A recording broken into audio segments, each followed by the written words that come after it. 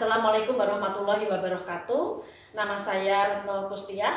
Dalam kesempatan ini saya akan memaparkan aksi perubahan saya dalam Diklat Administrator Angkatan 3 yang kami beri judul Percepatan Pembangunan Database Pertanahan berbasis bidang tanah yang valid dan berkelanjutan di Kota Pekalongan. Selanjutnya saya akan menyampaikan bahwa aksi perubahan ini karena kondisi saat ini adalah belum maksimalnya data pertanahan yang valid. Hal ini sejalan dengan aplikasi KKP pada kegiatan PTSL yang mengharuskan semua bidang tanah terpetakan lengkap, valid, dan informatif. Serta belum maksimalnya data peta tematik berbasis bidang tanah dikarenakan belum terpetakannya seluruh bidang tanah. Kemudian kondisi yang diinginkan adalah terbentuknya basis data pertanahan berbasis bidang tanah yang valid dan berkelanjutan yang akan kami sajikan dalam peta tunggal Kota Pekalongan atau Single Land Map Administration yang berisi peta tematik berbasis bidang, kita sebut dengan multipurpose cadastre, dalam kerangka land management paradigm dapat dimanfaatkan oleh semua stakeholder untuk kepentingan pembangunan. Selanjutnya kami akan membahas mengenai deskripsi proses kepemimpinan. Dalam hal ini kami akan membahas membangun integritas. Adalah komitmen dan inovasi kepala kantor untuk mewujudkan data pertanahan berbasis bidang tanah yang valid dan berkelanjutan di seluruh desa atau kelurahan di Kota Pekalongan. Selanjutnya dalam pelaksanaan aksi perubahan ini tentunya ada pembentukan tim pembangunan data pertanahan berbasis bidang di setiap kelurahan Kota Pekalongan yang telah kami tanda tangani tanggal 30 Juli 2020. Pelaksanaan aksi perubahan ini kami lakukan dengan melalui persiapan yaitu koordinasi dan konsultasi dengan mentor, stakeholder, dan juga coach. Juga kami melakukan rapat-rapat dengan tim. Sehingga dalam melaksanakan SK Kepala Kantor yang telah kami tanda tangani 30 Juli 2020, serta kami membuat rencana biaya kegiatan strategi percepatan terwujudnya database pertanahan berbasis bidang di setiap desa atau kelurahan yang valid dan berkelanjutan di Kota Pekalongan. Pembuatan peta kerja juga menggunakan data dari peta pendaftaran yang ada di aplikasi KKP, kemudian di-overlapkan dengan peta citra. Hal ini sebagai pedoman tim untuk bekerja di lapangan. Selanjutnya kami mengadakan rapat persiapan lapangan dengan mengundang semua personil yang ada dalam SKTIM untuk persiapan pendataan di lapangan dengan cara pengisian dengan aplikasi Google Form pada smartphone, sehingga rapat persiapan lapangan kami laksanakan dengan 3 tahapan. Pertama adalah orientasi lapangan, kedua pembagian kelompok tim lapangan, dan ketiga adalah kegiatan lapangan itu sendiri yang mana setiap tim mendata bidang tanah sesuai dengan formulir isian dan berkoordinasi dengan RT maupun RW setempat. Contoh adalah kegiatan lapangan, setiap kelompok terdiri dari 1 orang pegawai BPN, 1 orang personel pemerintah kota, dan 1 orang personel kelurahan. Kemudian kami melakukan pengolahan data dengan tahapan kegiatan, peningkatan kualitas data, pengolahan layer, entry data, dan pengolahan overlapping peta. Selanjutnya kami melakukan monitoring dan evaluasi pada setiap kegiatan, dan yang paling akhir adalah kami membuat pelaporan. Selanjutnya kami akan membahas mengenai pengelolaan budaya kerja. Dengan adanya kegiatan Trisula ini membiasakan diri bekerja untuk membangun database pertanahan yang digital yang terkoneksi antara data spasial dan tekstual.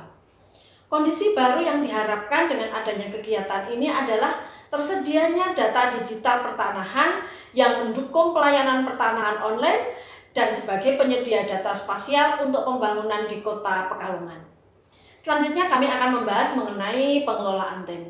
Aksi perubahan ini dituangkan dalam SKTIM pelaksanaan Trisula, di mana dilakukan manajemen tim secara efektif mengingat beban kerja kantor pertanahan Kota Pekalongan masih terdapat program strategis nasional yang harus kita laksanakan.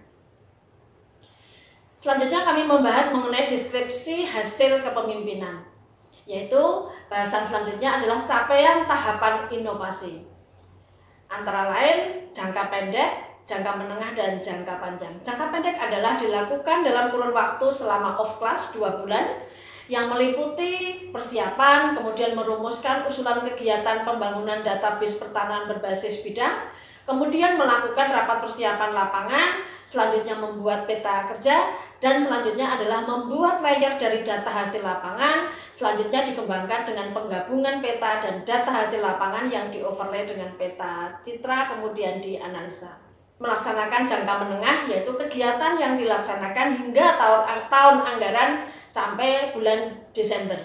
Antara lain kegiatan persiapan survei pengumpulan data di tahun 2021, yaitu di Kecamatan Pekalongan Utara dan Selatan, kemudian mengusulkan anggaran hibah APBD, dan selanjutnya meneruskan komunikasi yang efektif dengan pemerintah Kota Pekalongan. Untuk jangka panjang, kami akan melanjutkan kegiatan pendataan di seluruh kelurahan di Kota Pekalongan, kemudian melanjutkan membangun komunikasi yang intensif dan efektif dengan pemerintah Kota Pekalongan. Bahasan selanjutnya adalah capaian dalam perbaikan sistem layanan. Adapun capaian perbaikan sistem pelayanan yang dapat menjadi rujukan bagi kegiatan yang serupa adalah adanya peningkatan kualitas data sehingga data yang di lapangan sama dengan data di KKP sehingga dapat menunjang pelayanan elektronik. Selanjutnya, adanya kegiatan pembangunan database pertanahan berbasis bidang tanah ini adalah sebagai pilot project untuk menunjang pemutakhiran data PBB, data NJOP, dan data analisa yang lain yang dapat mendukung pembangunan. Selanjutnya, untuk pengolahan data, dari data hasil lapangan itu kami mendapatkan 7 layer, yaitu layer blok PBB, layer jenis hak, layer kualitas data, layer kemiringan atau kontur tanah, layer penggunaan tanah, dan layer permasalahan tanah. Kemudian dari data atau peta hasil lapangan tersebut kami overlay dengan peta citra, kemudian kami analisa, sehingga kami bisa menambah 5 layer lagi sehingga menghasilkan 12 layer. 5 layer tambahan tersebut adalah layer nilai tanah, layer pola ruang, layer potensi reforma agraria, layer klaster pemberdayaan, dan layer klaster pengendalian ruang. Ini adalah total layer peta tematik berjumlah 12 layer peta tematik. Selanjutnya, manfaat aksi perubahan. Adapun manfaat tersebut adalah bagi organisasi, masyarakat, dan stakeholder. Untuk organisasi adalah tersedianya data pertanahan yang siap mendukung kualitas data pertanahan yang valid, kemudian sebagai pusat informasi data yang valid dan berkelanjutan, kemudian meminimalisir sengketa batas administrasi dan sengketa pertanahan, dan juga tertib administrasi pertanahan.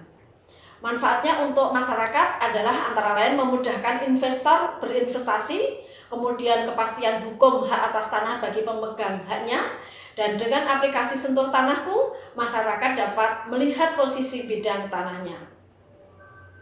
Selanjutnya, manfaatnya untuk stakeholder dalam hal ini pemerintah Kota Pekalongan adalah sebagai bahan updating NJOP untuk penghitungan PBB dan BPHTB, kemudian sebagai acuan updating data statistik, kemudian sebagai referensi penetapan batas dan pengesahan batas desa, kemudian sebagai bahan pengambilan kebijakan daerah, dan hasil akhir berupa peta lengkap dapat dimanfaatkan untuk kepentingan pembangunan. Bahasan selanjutnya adalah keberlanjutan aksi perubahan. Kami akan membahas mengenai legalitas penerapan inovasi, tentunya harus ada SK Tim Trisula, kemudian adanya anggaran hibah dari APBD, selanjutnya persetujuan hibah dari APBD. Selanjutnya kegiatan ini dapat dimasukkan sebagai sasaran kinerja pegawai. Kemudian kami akan membahas mengenai perencanaan keberlanjutan inovasi, bahwa di tahun 2021 sasaran Trisula kami akan menuju 2 kecamatan, yaitu Pekalongan Utara dan Selatan. Selanjutnya di 2022 kami akan menuntaskan program Trisula ini, yaitu di Kecamatan Pekalongan Timur dan Pekalongan Barat. Selanjutnya kami melakukan integrasi data hasil peta tematik antara Kantor Pertanahan Kota Pekalongan dengan OPD atau stakeholder terkait. Kesimpulan dari aksi perubahan ini adalah pembiayaan kegiatan yang semula tidak ada akhirnya bisa disisipkan dalam kegiatan pemutakhiran data PBB tahun anggaran 2020 yang bersumber dari dana APBD.